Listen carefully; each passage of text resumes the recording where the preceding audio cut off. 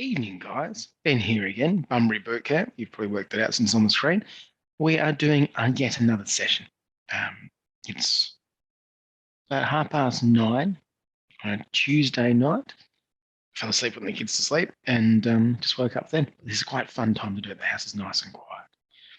So, as always, I'm sure you're sick of hearing this. Make sure you're healthy enough to train. Make sure you feel good. Make sure your lungs feel good. Your back feels good. Your heart feels good. Make sure everything feels okay and functional. Make sure you fill out a form for us so that you're an enrolled member of Bunbury Bootcamp's pre-recorded program. And make sure you feel confident that you know how to do these exercises. If you're not sure about any exercises, please hit me up. There's some more complex things flowing through these days. If you need any help, don't hesitate to ask. To warm up, 2 Jane Fonders, 2 squats, so normal old squats, 2 sit-ups. Now, 10 rounds we over quite quickly. That's for those of you that are not feeling as strong. I'd like to see this run for about 5 minutes. So 5 minutes of boom, boom, boom. If you find it's too much, don't do all the strength work, throw in some jogging on the spot or some jogging forward. So you could do 2 Jane Fonders, 2 squats, 2 sit-ups, and then 10 steps on the spot to break up the lactic acid. If that works, that sounds awesome. Pause here. Do your 5 minutes, and we'll be back in a second to do frame 2.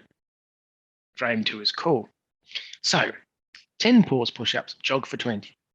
8 pause push-ups, jog for 16, 6 for 12, 6 and 12, 4 for 8, 2 and 4, and then back up. Repeat for 10 minutes. What's a pause push-up? Really simple.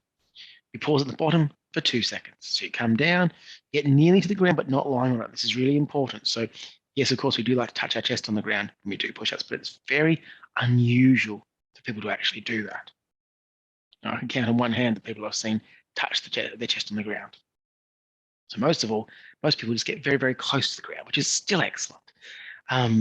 If you can get your chest below your elbows, I consider that to be exceptional.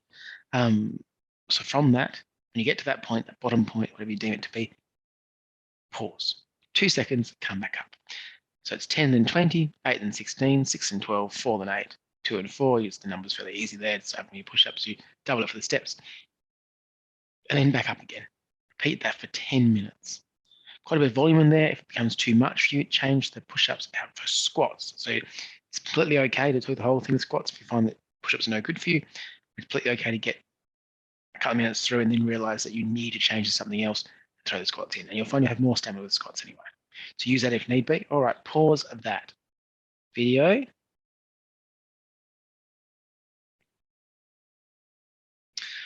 Oh, I like these.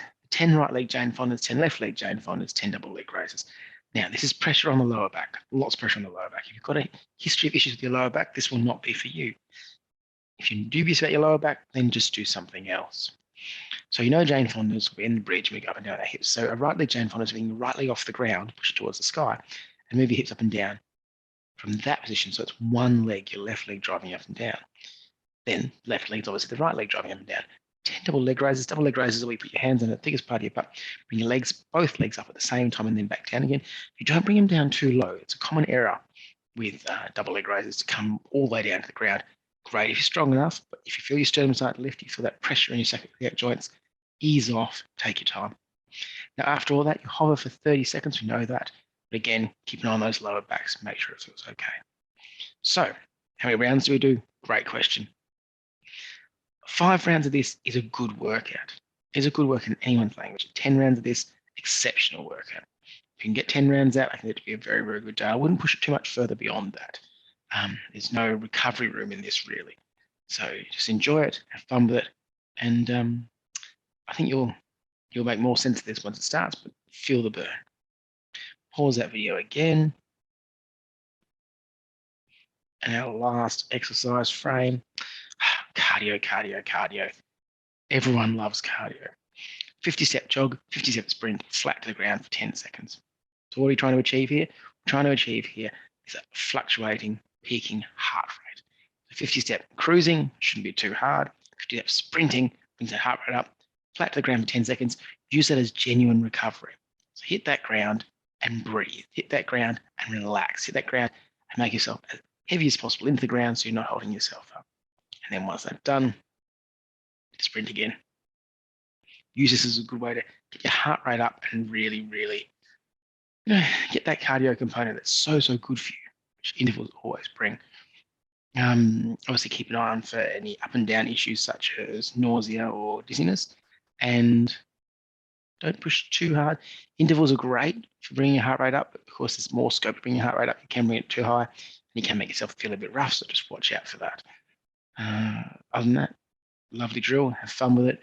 If you can do it for around 5 to 10 minutes, that's a good zone here.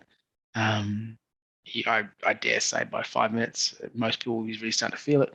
If you're really pushing it, and by 10, you've moved into a somewhat adapted version where your sprint's not as fast. And that's okay. That's going to happen. You're not going to be the fastest sprint the entire time. All right, guys, pause that video there. Move into phase 3, 5, really. Meditate. We know meditation. I talk about every video. It is very good for you. It's good for you on a number of levels, but it's great recovery. And it's good for helping you, I guess, deload after an intense session, which these can be. So use it. Use a meditation video we have on our YouTube page. And if that's no good for you, hit me up for something else. I can recommend other sources. And then finally, what we must all do, stretching. All major muscle groups really enjoy this.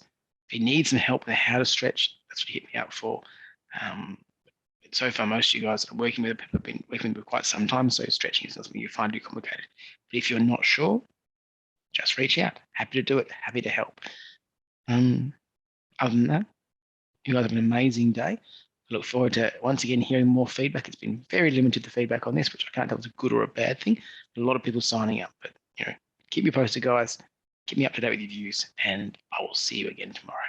Be safe and be happy.